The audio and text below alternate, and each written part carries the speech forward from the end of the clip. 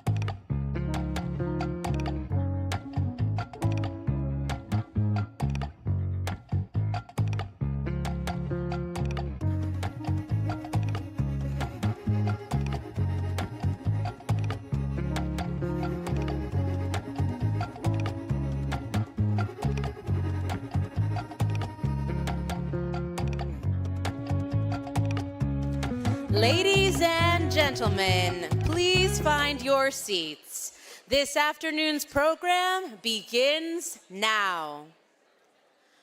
Please welcome your host for this afternoon's program, the Chief Executive Officer of NALEO and NALEO Educational Fund, Ms. Erika Bernal Martinez.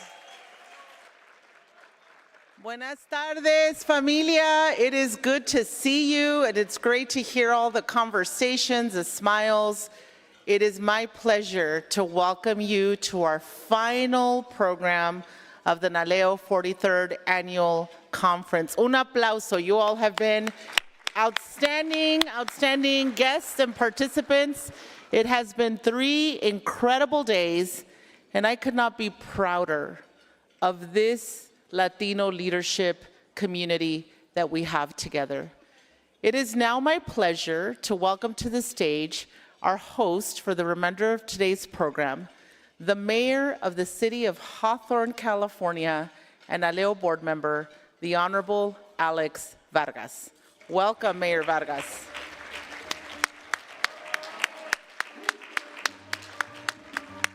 Thank you. Stage time. How's everyone doing? So good afternoon, everyone, and welcome to Forward Together, Leadership Beyond This Moment. Before we continue, let's welcome the partner whose generosity is making today's luncheon possible. So please join me in welcoming luncheon host Toyota Motor North America, represented by Ms. Nicolina Hernandez, Regional Director, State Government Affairs. Let's give her a nice warm welcome.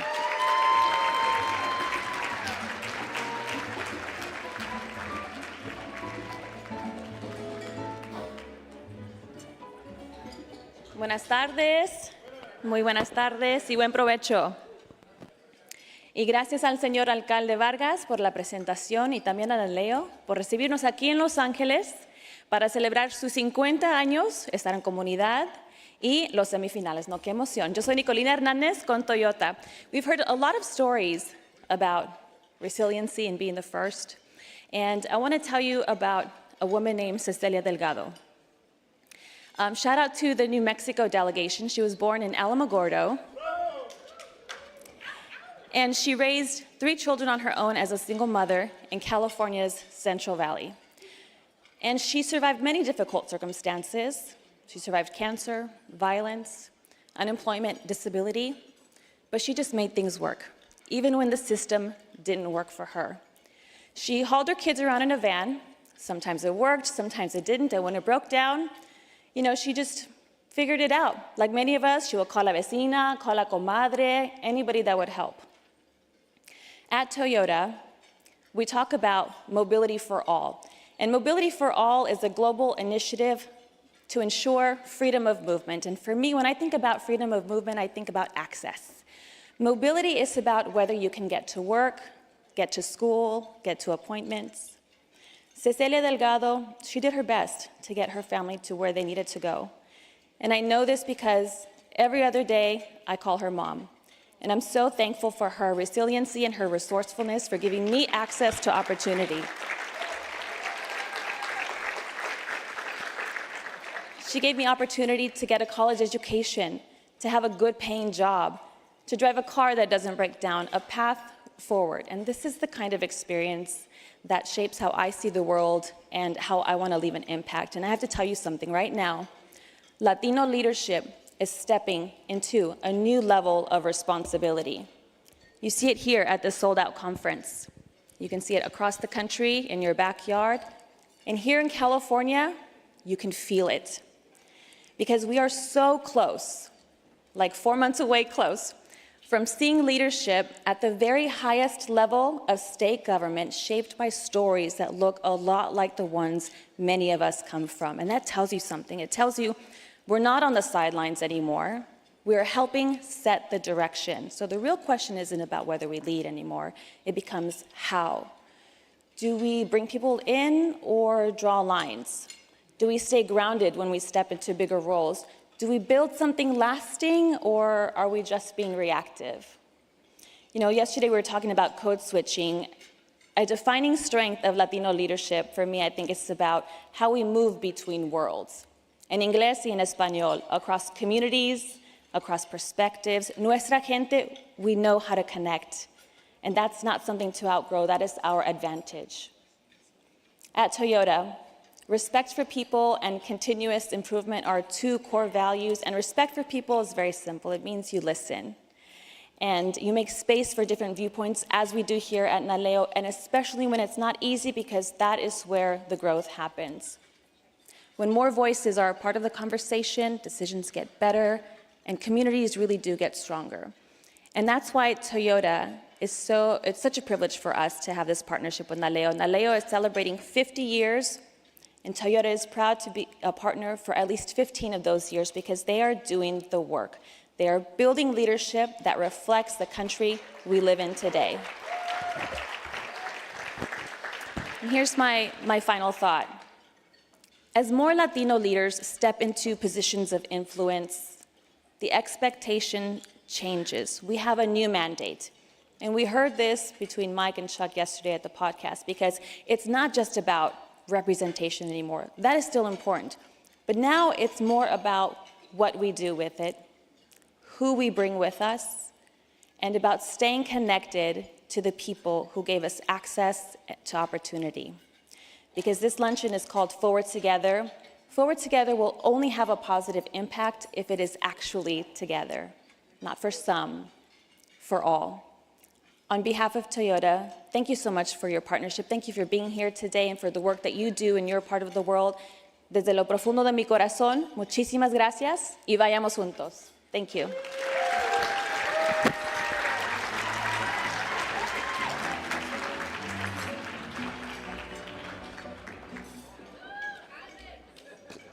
Oh, hi. Thank you, Ms. Hernandez, and thank you to Toyota Motor North America for hosting us this afternoon. I would also like to recognize, for all of us to recognize our luncheon contributor, Chevron, for its support for today's program. So let's give them a round of applause as well. Now, it's my pleasure to welcome to the stage Texas State Senator and NALEO First Vice President, the Honorable Cesar Blanco, who will moderate this afternoon's fireside chat with Latin American Consuls General based here in Los Angeles. Let's welcome him to the stage.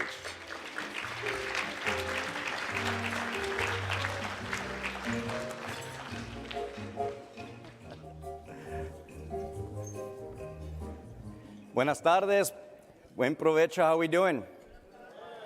Everyone have fun last night? Ich komme sore from all the dancing. It was great. It was great. Thank you, Mayor Vargas, and good afternoon to everyone. We're really looking forward to this conversation today. But as you all know, Los Angeles is home to one of the largest and most active consular communities in the country. And this afternoon, we've got a great privilege of hearing directly from 3 consul generals whose work touches millions of our fellow community members every single day. Please join me in welcoming the Consul General of Mexico in Los Angeles, the Honorable Carlos González Gutiérrez, the Consul General of El Salvador in Los Angeles, the Honorable Alejandro Letona Alvarado, and the Consul General of Peru in Los Angeles, the Honorable Jaime Rafael Casafranca Aguilar.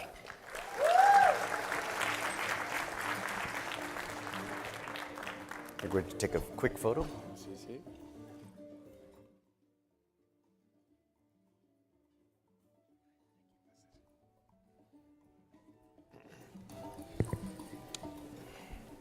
Well, gentlemen, thank you so much for joining us today for a very, I think, timely and frank conversation about the work that you all do day in and day out.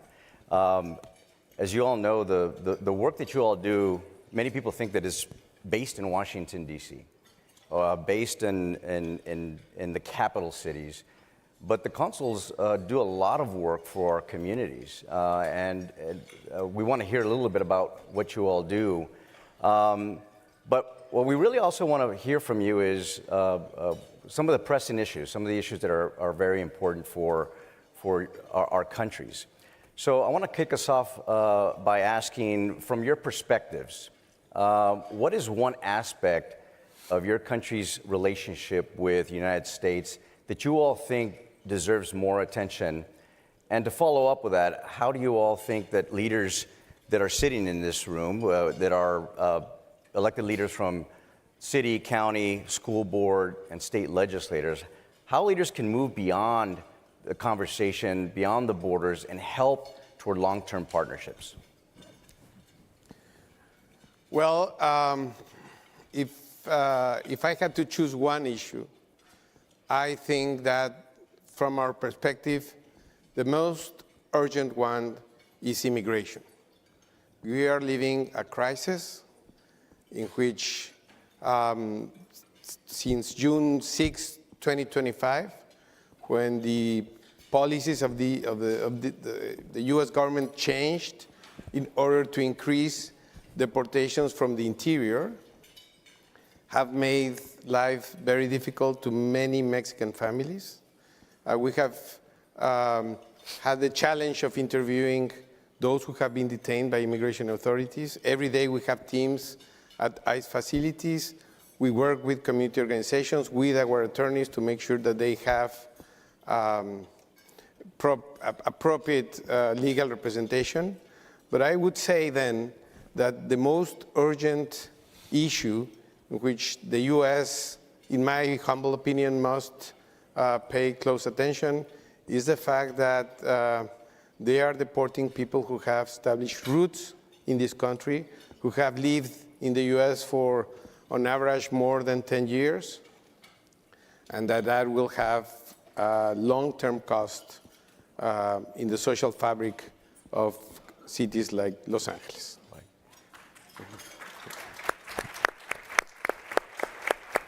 I would think economic co-investment is one of the main focuses that we should think about nationally, but both locally, your cities, your counties, your states, with all of our countries.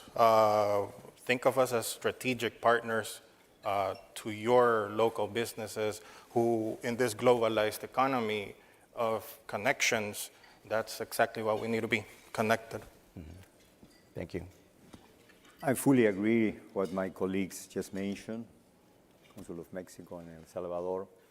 Yeah, it's a very special moment for our communities, and I guess it's also, in the case of Peru, we are celebrating 200 years of diplomatic relations with the United States, and I guess part of the solution is to know each other better. We don't know each other. The solution is to discover the great things that other cultures can bring to the development of a country. And we are losing this time if we don't talk and then we don't develop bridges among our communities. Right, so important. Where do you all see the greatest opportunity for our Latino elected officials who are in this room at various levels to strengthen those relationships with your countries or with your offices, and how to help them advance some of that cooperation throughout the hemisphere? Well, for us, it's a top priority to develop a special relationship with elected officials in my consular jurisdiction, and the same goes to other Mexican consulates throughout the U.S. In Los Angeles, we organize every semester a meeting with elected officials from different regions. We have identified approximately 80 elected officials at the local level that are top priority for us because of their Mexican or Latino origin and or because of the Mexican populations they serve. And with them, we focus on developing a special relationship. What does this mean? We organize every year a trip to Baja California. Alex, for example, was one participant in the last trip, and we will keep on organizing this familiarization trip to Baja once every year, exclusive for elected officials.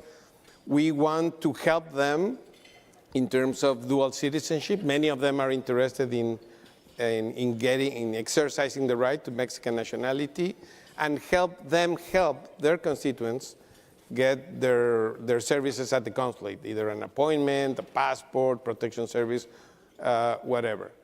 And finally, what we are trying to do with them mostly is to take the consulate to the cities. We have 3 mobile consulates that operate every day, including Saturdays, and we have found that our natural partners in this effort are elected officials, because that's the best way we could be very institutional and provide comfortable places where to have our mobile units for a whole month in different cities with high concentration of Mexican immigrants. I think that's so important. I have the benefit of living on the border. So we cross to Mexico, whether it's lunch or to visit family. So it's so great that you're putting these trips together. I hope I can get on the next one. But absolutely, I think it's so important. We do this to other countries. So no better way to get perspective from actually traveling. Exactly. Consul? That's true, and I totally agree. Our probably one of our main objectives for all of us here is to build strong bridges between elected officials and our countries that we represent. Nicolina mentioned that in her speech, actually, and I'll talk about that. We have a very unique advantage, is that we understand our cultures, both here locally, American cultures, but our Latino cultures. Ojalá no quede mal, but how many Salvadorans are here today? Wow. Mexicanos no digo porque the whole room.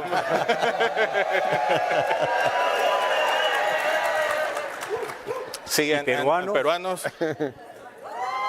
Bravo, There you bravo, go. muy bien. Excelente. See, so I'm sorry, we're no, all, but please. but we're all, we're either part of your staffs, elected officials.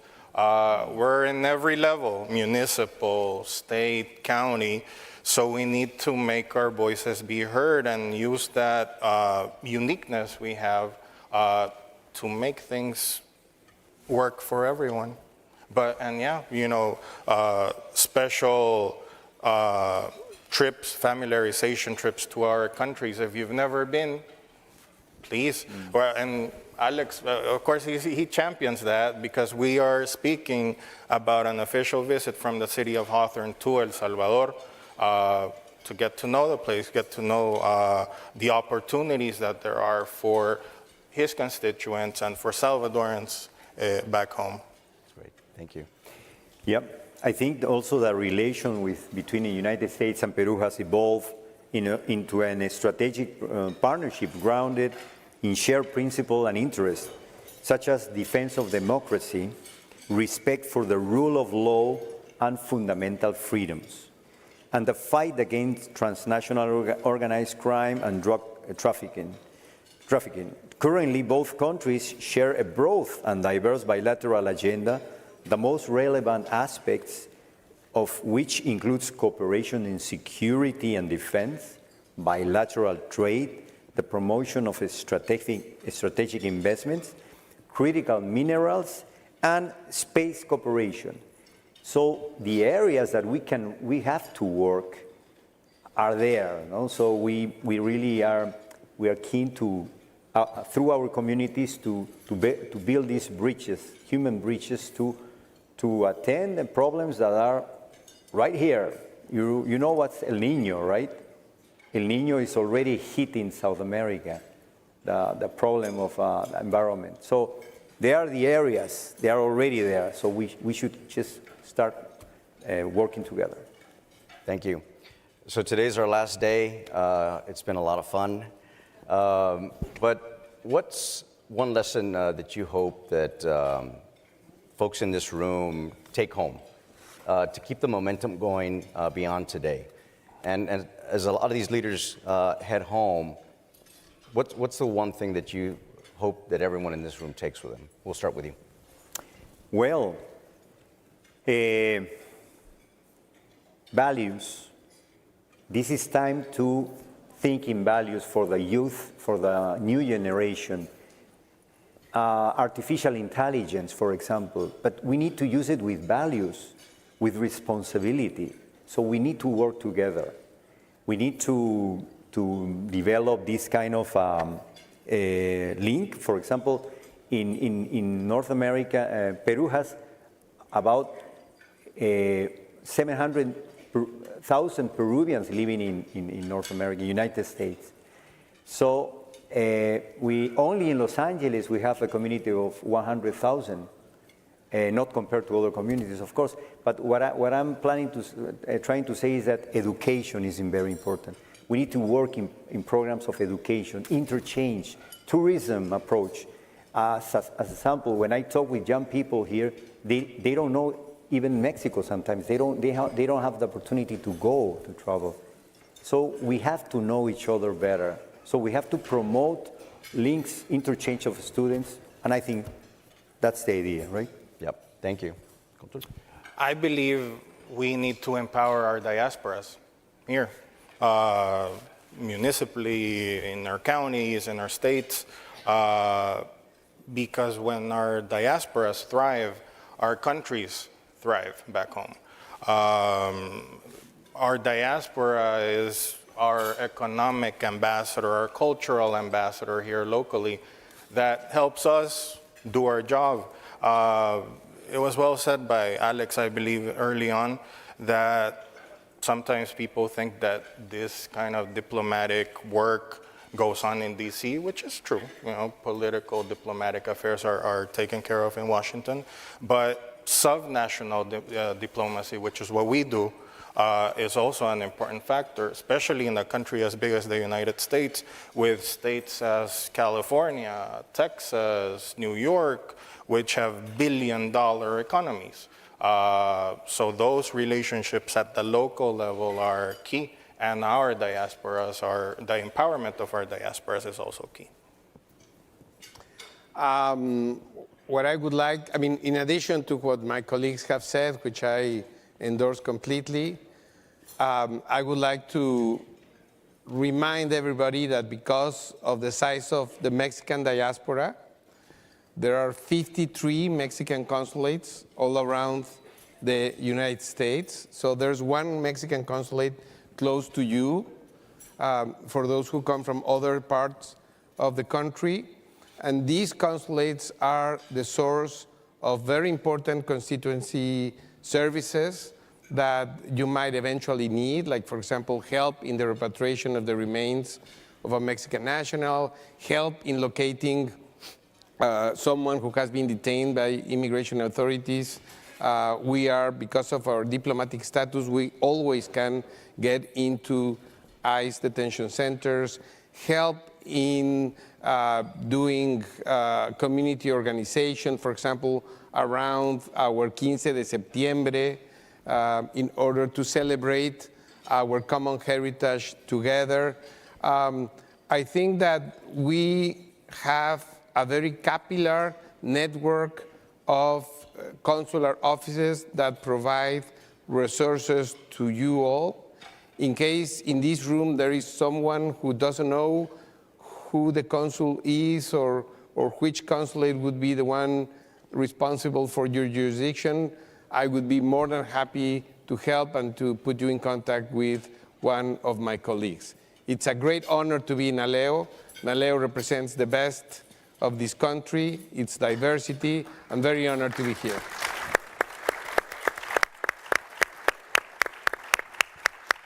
Thank you, Consul. You know, as a NALEO member, I remember when I was a baby member 12 years ago, one of the first things that we started with working with NALEO is pro bono citizenship workshops. Mm-hmm. And we always reached out to the Consul General's office in El Paso, and you were always very resourceful, provided assistance in getting those that are getting their citizenship documents together with their documents and things like that. So, wonderful resource. Let's give them a round of applause. Thank you.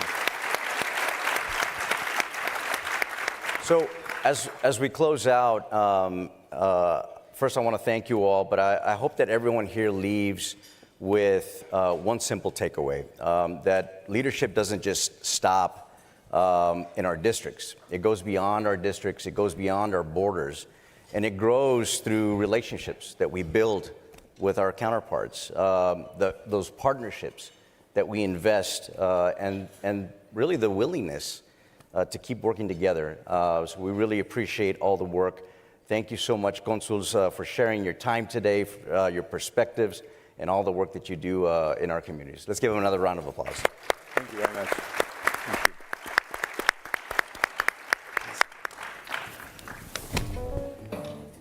Thank you so much.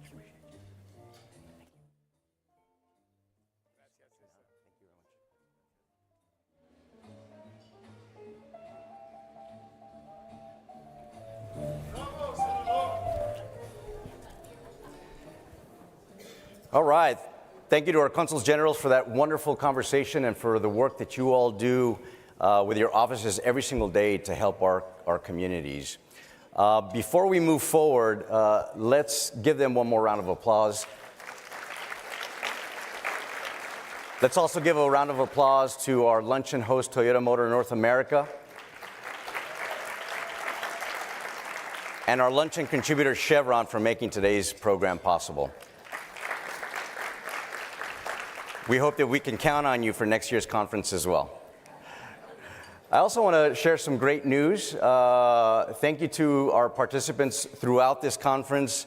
The NALEO Service Project has met its goal of assembling 1,200 care kits benefiting the Children's Burn Foundation right here in Los Angeles. Let's give them a round of applause. And on the subject of participation, we'd like to announce the winner of the wind wall competition. We ask you to add your wins for your communities in the wind wall ballroom, and it's outside, and we received many wins, but one stood out to us. This official provided digital learning classes to their comunidad, offering a free laptop, computer access education, which many of our tíos and our tías, our abuelos and abuelas benefited from, and learning about the technology and learning how to use it. You know, here at NALEO, we are incredibly proud of this work. Thank you so much for allowing us to give a big congratulations to Vice President and Clerk of the Monterrey Peninsula Unified School District Board of Education and the elected trustees representing Area 5, the Honorable Veronica Rani Miramontes.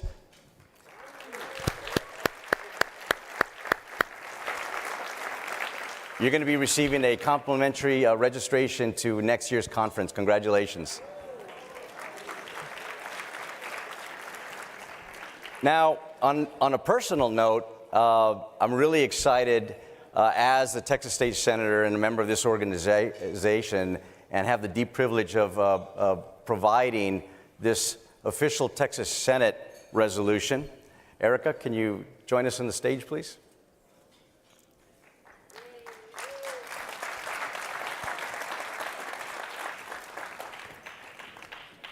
Thank you so much, of course. Thank you so much. Of course. Thank you for your leadership. You bet, thank you so much.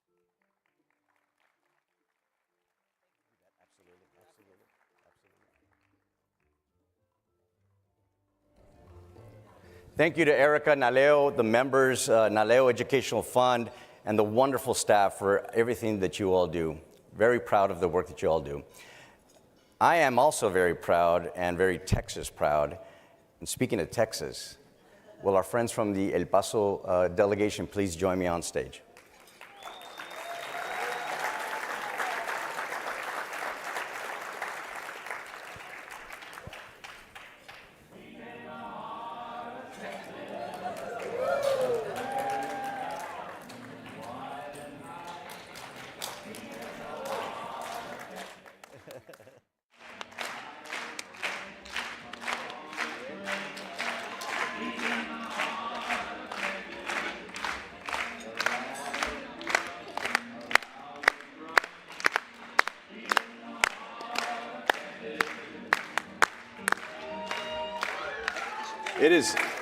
It is my great pleasure to announce that the NALEO 44th Annual Conference will take place June 22nd through the 24th in 2027 in El Paso, Texas.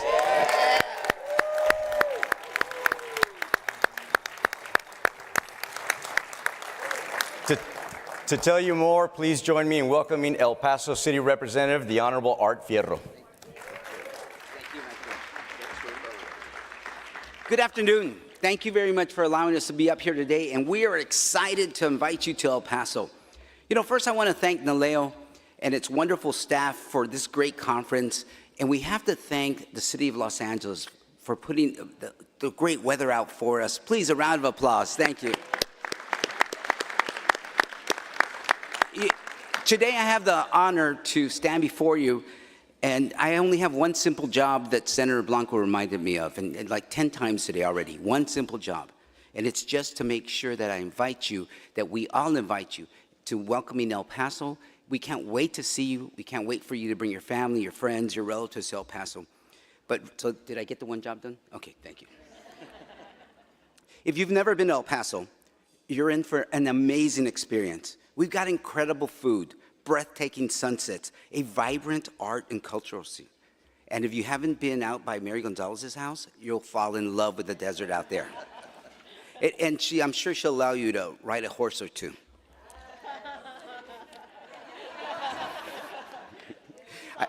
I'm afraid to even look. But really what sets El Paso apart is the people. We have a special, we're just special, we're the hospitality. Once you visit El Paso, you become an amigo. You'll become part of our community.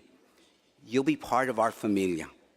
And so El Paso is where Texas, New Mexico, and Mexico come together. It is one of the largest binational, bicultural communities in the world.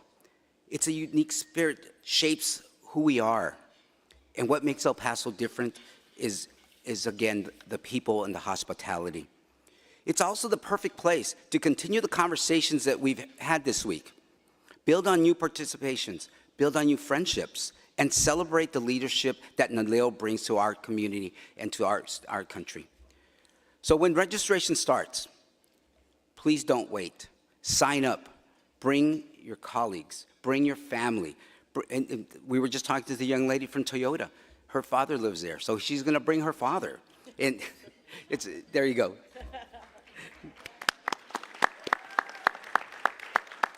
We, all up here, can't wait to welcome and share our city with you and show you that many people of El Paso who visit leave feeling like they found their second home, and some make it their first home.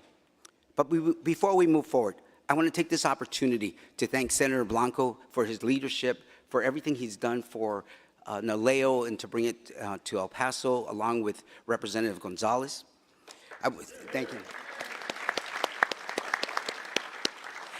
And also the great delegation that's here representing our city, and can't wait to greet you when you arrive. Now, I'm asking you to please join me in raising your glass. And we have someplace, I think we had, well, at some point, we're going to share margaritas. But the rumor is that it's Senator Blanco's special recipe. So as we make a toast to El Paso and you coming to visit us, let's make sure that our margaritas stay cold, that your salsa stays spicy. And we can't wait to see you in 2027. Salud.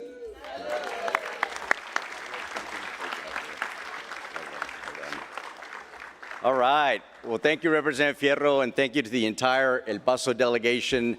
We really look forward to El Paso, the warm welcome that you've already extended to NALEO.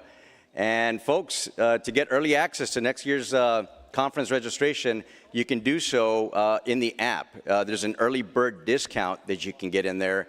So check out in the app, fill out the form, be the first to register. We hope to see everyone of you in El Paso next June. To give you a preview of what's ahead, please enjoy this look at Destination El Paso.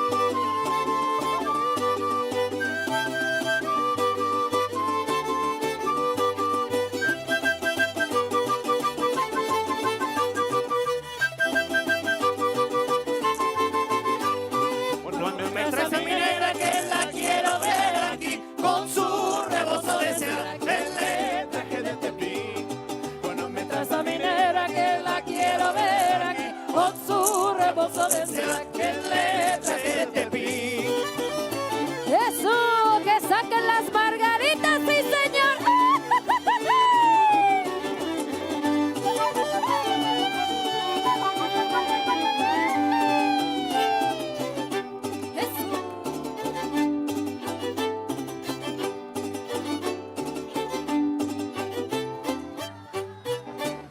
¡Viva México, sí, señor!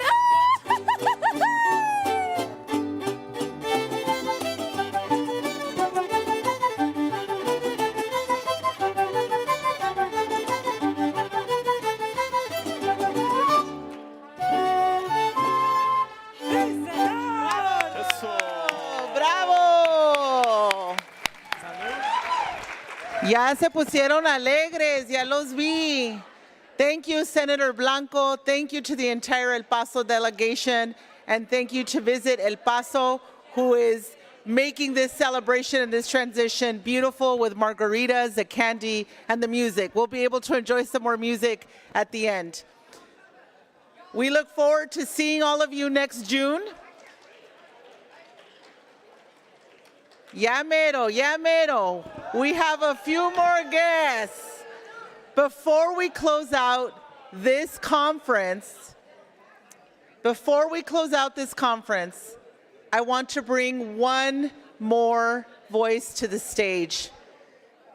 If I could kindly ask for your attention for our next guest. We're almost at the end.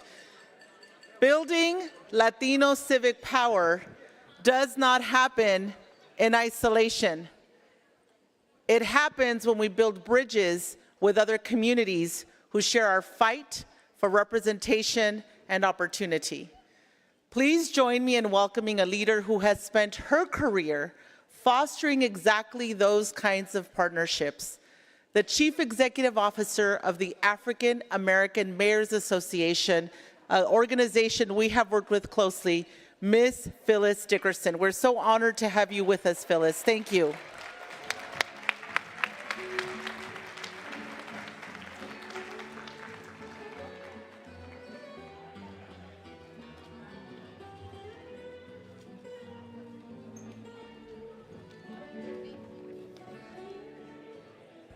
Hola, this is one of those times I wish I would have taken that Spanish class instead of sign language.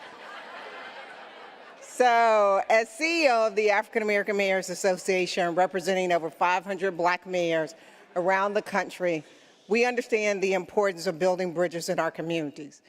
In this environment, we won't make it unless we decide to stand together.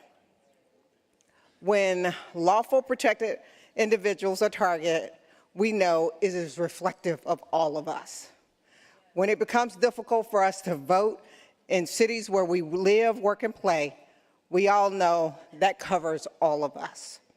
We shouldn't have to constantly mourn our sons and daughters who are killed just because of the color of their skin or national origin. Transparency is a required expectation in our cities, like wearing body cameras. There should be no exception to other protective agencies.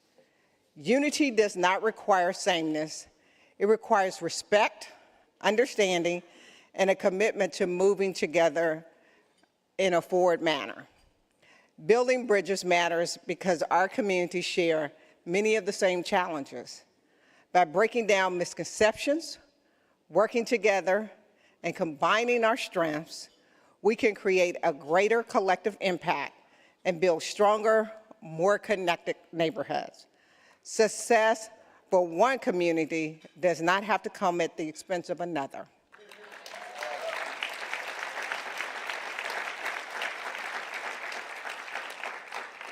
Our practical ways to build bridges, including supporting each other, creating opportunities for honest dialogue, and celebrating our differences. We can acknowledge that tension and misunderstanding can exist without allowing it to define our relationship. We must listen to understand before responding and focus on solutions that benefit everyone while recognizing the unique needs of different communities. This won't be easy, but as Black and brown communities, we are no strangers to struggle. We have grown comfortable, but we know that this fight will require us to embrace discomfort. We will have to stand up for each other, not just ourselves. To prove our actions are louder than our words, I showed up here today to build collaboration with AMA and NALEO. To take a step further,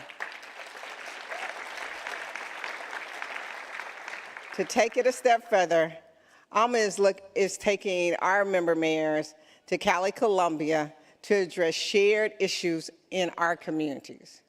And I leave you with this. Our stories may not be identical, but our futures are connected. Building bridges today creates stronger communities for tomorrow. Thank you.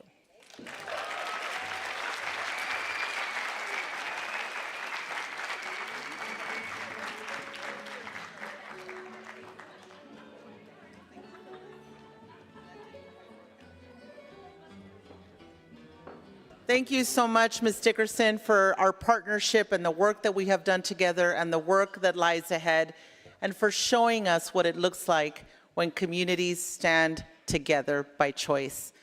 That same spirit brings me to introduce our next guest, a leader who has built his career on those same kinds of partnerships across communities.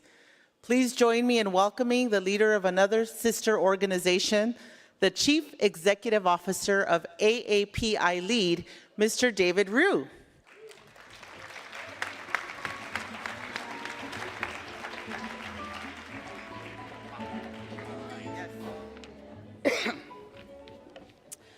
Good afternoon, NALEO. My name is David Rue, and I serve as the CEO of AAPI LEAD. For those who may not exactly know who we are or what we do, we proudly and affectionately refer to ourselves as Asian NALEO.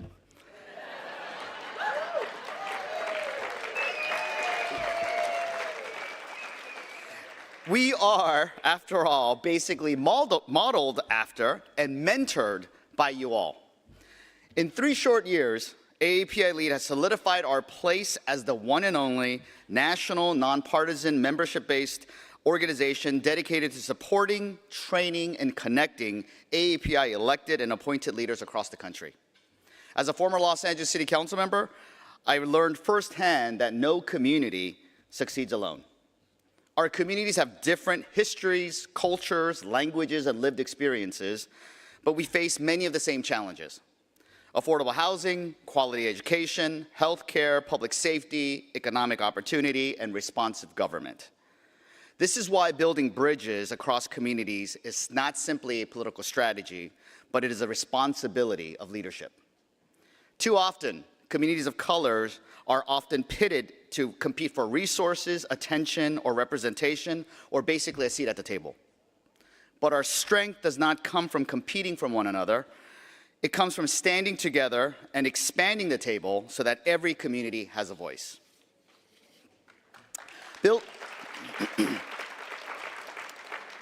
Building bridges means showing up and collaborating with one another, not just during the good times, but when the other communities are in need of our support. It means listening before speaking, learning one another's histories, and building relationships before a crisis occurs. Coalitions do not require us to agree on every issue. They require trust, respect, and a shared commitment to improving the lives of the people that we serve. Latino and AAPI communities have a long and interconnected history here in Los Angeles and across the nation. Our families have worked side by side, built neighborhoods and businesses, and fought together for dignity, representation, and opportunity. Yet proximity alone does not create understanding. Meaningful solidarity must be intentional, consistent, and sustained. NALEO's 50-year legacy shows what is possible when leaders invest in one another, build lasting institutions, and prepare future generations for public service. At AAPI LEAD, we continue to look at NALEO as a model to what a strong leadership infrastructure can accomplish. We believe that when elected officials are prepared, connected, and supported, the communities that they serve and our democracy become stronger. And I want to take pause and thank my dear friend, the great Arturo Vargas, who is one of the fathers, or at a minimum, a godfather to AAPI Lead. And I also want to acknowledge and congratulate, or these days I should say, give condolences, to my friend, partner, and fellow CEO, Erica Bernal. No offense to Arturo, but basically we had Erica on speed dial when we were forming. And I could attest and confirm that while she has tremendous shoes to fill, she is no doubt ready for the challenge and ready to lead. And as we move forward together, let us build bridges before we need them. Let us stand together when it matters and make room for every community to lead. I want to thank you, and I want to congratulate NALEO on 50 extraordinary years. Thank you.